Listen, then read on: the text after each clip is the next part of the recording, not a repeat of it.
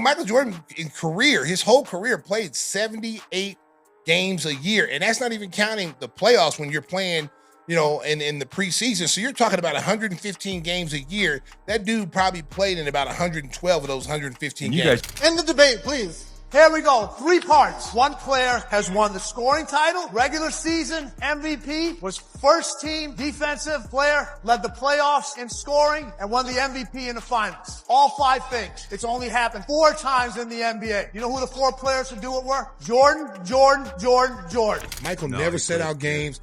If Michael set out a game, he made sure he played at least 25 minutes so you saw him play. Whether it be preseason, he didn't miss any regular season games. But during preseason where most stars sit out, he played. The audacity, the absolute nerve of LeBron stands to even think that 22 years of mediocrity can match 13 years of pure dominance. Michael Jordan's own championship teammate just obliterated the GOAT debate with one devastating truth bomb that has LeBron fans in absolute shambles. So I'm not coming from a biased position where I'm just like, oh, that was my era, so I'm being biased. No, my eyes don't lie. I know what I've seen. And as great as LeBron is, and he's fantastic, but he ain't fucking with MJ. Just based off the eye test and the skill level and some of the stats and the heart, nah, yo, no. Ladies and gentlemen, the basketball world just got schooled by a man who lived it, who breathed it, who won 3 championships alongside the greatest player to ever touch a basketball. Stacy King, not some analyst sitting behind a desk, not some talking head on ESPN, but a man who witnessed greatness firsthand, just dropped most brutal reality check in GOAT debate history. I think it's misinformation. I think they want to control the narrative to make it look like this generation's players are superior. I mean, you look at the Hall of Famers that are in that era. And what he said will have every LeBron fanboy scrambling for the delete button on their Twitter accounts because the facts don't lie, the numbers don't lie, and the legacy speaks for itself. Here's what Stacey King said that has the basketball world in an uproar. What you're doing in 20 years, MJ did in 13. 13 years. Let that sink in while LeBron fans try to justify 2 decades of chasing ghosts. I saw MJ play from his prime to his retirement. I saw Kobe play from his prime to his retirement. I've seen LeBron from his prime to his eventual retirement. But King didn't stop there. Oh no, he was just getting warmed up. LeBron James will go down as one of the best players who ever played. But let's stop the GOAT debate, King declared with the authority of someone who actually knows what greatness looks like up close. How this young generation is so dismissive of this stat when they go, well, LeBron James has been to the finals this many, and he won this many times, but he's been this many times. And then came the knockout punch. King pointed to the one statistic that LeBron stans hate to talk about. After 22 seasons, LeBron still hasn't matched Jordan's 6 championships. 6 in 13 years, while LeBron needed 22 years to get 4? And the thing about Michael and these guys in that era, they recognize how important it was for the fans who may not get a chance to see them play. So when they go to a city, this might be the first time this family of 6 gets a chance to see Michael Jordan play. Let's talk about efficiency, shall we?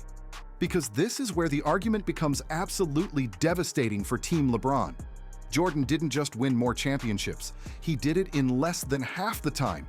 In those magical 13 years, Michael Jordan won 6 NBA championships, claimed 6 finals MVPs, earned 5 regular season MVPs, made 14 All-Star appearances, including his Washington years, scored over 32,000 points.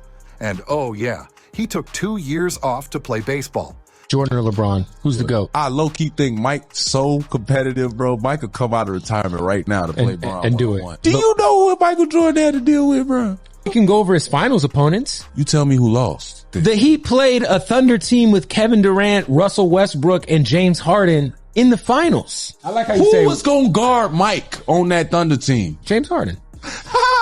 So you mean to tell me he's so cute. You think that's so cute? Meanwhile, LeBron needed 22 years, 22 years to accumulate 4 championships and 4 finals MVPs. The math isn't mathing, LeBron stands. Your king needed double the career length to achieve 2/3 of what Jordan accomplished.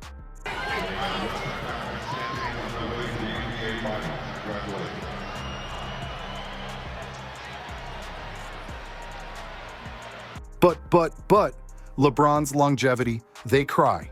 He's played longer. They whimper. And you know what? They're right.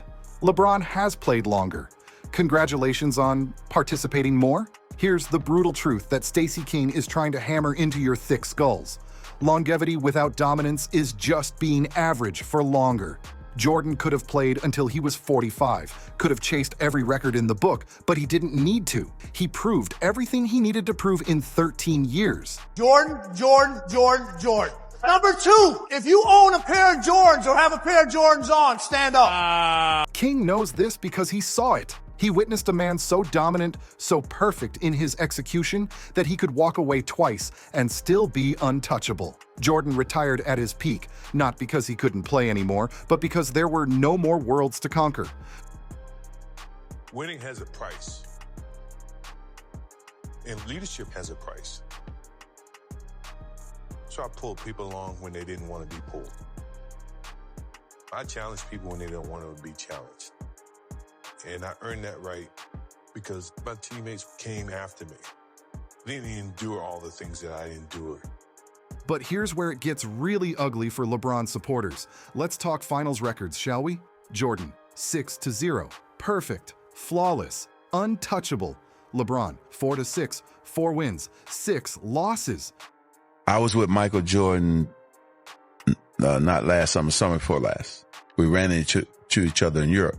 And he says, Irvin, I don't know why these guys, because if you look at his record, he almost played every game like 5 or 6 times throughout his career. He didn't miss one game. He played in every game. We wanted to play in every game. Pat Riley or our trainer, Gary Beatty, had to make sure that they said, no. B, don't put on your uniform. Don't come sitting on that bench because you would want to play because you want to play for your guys and with your guys. Stacey King watched Jordan never lose when it mattered most. 6 finals appearances, 6 victories, 6 finals MVPs. No Game 7s in the finals, no collapsing when the lights were brightest, no I'm taking my talents moments. Meanwhile, LeBron has lost more finals than he's won. He's been to 10 finals and lost 6 of them. That's not GOAT behavior. That's choking when it matters most. Jordan never gave his opponents the satisfaction of beating him on the biggest stage. Never. Michael never set out games. If Michael set out a game, he made sure he played at least 25 minutes so you saw him play. Whether it be preseason, he didn't miss any regular season games. But during preseason where most stars sit out, he played. I mean, we played in Lincoln, Nebraska. We played in Sioux Falls. We played in some small venues to get the people who may not be able to get to a big city to see us. We go into those places and play. And most star players, I'm not playing in Lincoln, Nebraska. I'm sitting out. Michael would play first and third quarter, 24 minutes to let people see, because he recognized, and Kobe's the same way, that this might be the only time that they're able to afford to see me play. And I want to make sure I put on a show. These guys nowadays, they don't look at it that way. The fans pay these enormous, these crazy salaries. You owe the fans everything you got. But championships are just numbers, right? Wrong. Stacey King understands something that stat sheet stuffers don't: cultural impact. Jordan didn't just play basketball, he transcended the sport. I was a big Michael Jordan fan. I had a poster of Michael Jordan on my wall. So when I would go to the game, I would actually rub the poster. And I'd go out and score 30, 40. And so I always attributed touching MJ's poster brought me luck. So then I get drafted by the Bulls. So my first game, I felt like I didn't need the poster anymore. In 13 years, Jordan became a global icon. He made the Chicago Bulls the most recognizable sports franchise on earth. He turned basketball into must-see television. He created a brand so powerful that his shoes still outsell every active player's signature shoe combined. LeBron's been trying for 22 years to match that impact, and he's not even close. Jordan's influence reached beyond basketball, beyond sports, into culture itself. Space Jam wasn't just a movie, it was a cultural phenomenon that introduced Jordan to kids who'd never seen him play.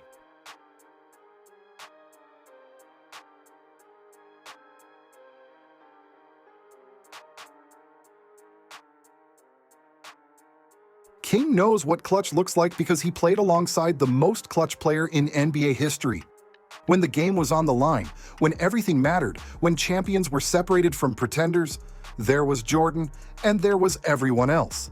The shot over Craig Elo, the flu game, the shrug against Portland, the final shot against Utah. Favorite part about playing with Mike? Knowing that every time you walk into an arena, it's going to be packed. You know what I'm saying? And there ain't no better, y'all know. That's dope. Y'all know. And knowing that it was like with being with the Beatles or somebody, man, that every place you go, we would drop MJ off. Meanwhile, LeBron. Well, let's just say Dallas 2011 exists, doesn't it? Let's just say that when the pressure was highest, when the expectations were greatest, LeBron folded like a lawn chair. King never saw Jordan do that. Not once. I got a question about the Bosch spacing, but because you just said that, was that the low point for you in your career? Oh, for sure. 2011. The lowest. Yeah. Yeah, the lowest. Yeah. The lowest. Here's what really validates King's perspective. He played with both eras of players. He knows what Jordan brought to practice, to the locker room, to the team dynamic. Jordan didn't recruit superstars. He created them. He made his teammates better by demanding excellence. Scottie Pippen wasn't Scottie Pippen without Jordan. Dennis Rodman became legendary alongside Jordan. Steve Kerr hit clutch shots because Jordan created those opportunities. Jordan elevated everyone around him. People hate comparisons, and especially over different eras, but from where you were standing and playing, was Michael the best or the greatest ever? For sure. I mean, you look at the MVPs that he was able to achieve, but I think it was all brought from us being successful as a team. Obviously, someone is going to bring those accolades home, but yeah, he was the greatest player, definitely in basketball. LeBron, he needs to team up with other superstars just to compete. Miami Big Three, Cleveland with Kyrie and Love, Lakers with AD. He can't elevate role players the way Jordan could. He needs equals just to have a chance. But Jordan played in a weaker era, they screech. Tell that to Magic Johnson, Larry Bird, Hakeem Olajuwon, Karl Malone, John Stockton, Charles Barkley. Tell that to the players who are still considered legends today. Jordan faced killers every night.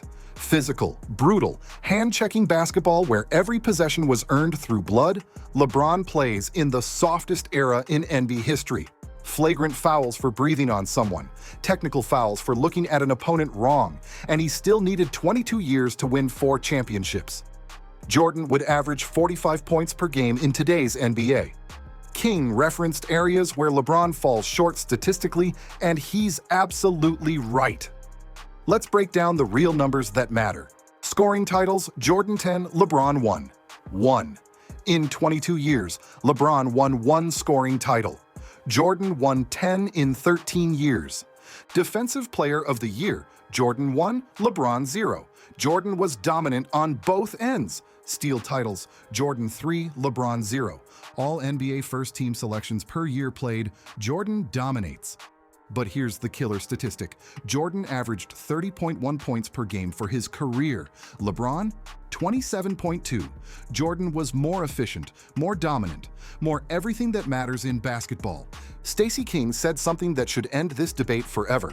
King strongly asserts James will not surpass legends like Kobe Bryant, Kareem Abdul-Jabbar, or Wilt Chamberlain in the all-time rankings. Think about that.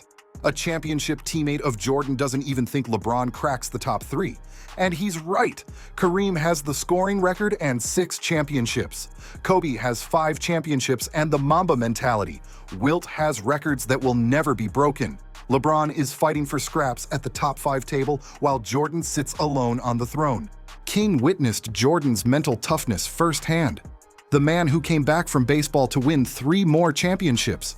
The man who played through food poisoning and nearly collapsed but still won the game. The man who turned every slight, every doubt, every criticism into fuel for greatness. LeBron? He tweets cryptic messages when things go wrong. He blames coaches, teammates, and circumstances. He forms super teams when he can't win alone. That's not GOAT mentality. That's participation trophy mentality. Jordan didn't need validation from others. He didn't need to campaign for GOAT status. His play spoke so loudly that 30 years later, we're still having this conversation because LeBron fans are desperate to tear down the king. Here's what Stacy King knows that casual fans don't understand. Greatness isn't measured in years played. It's measured in dominance achieved. Jordan achieved peak dominance in a fraction of the time LeBron has been trying. 6 championships in 8 years. He retired for 2 seasons, remember?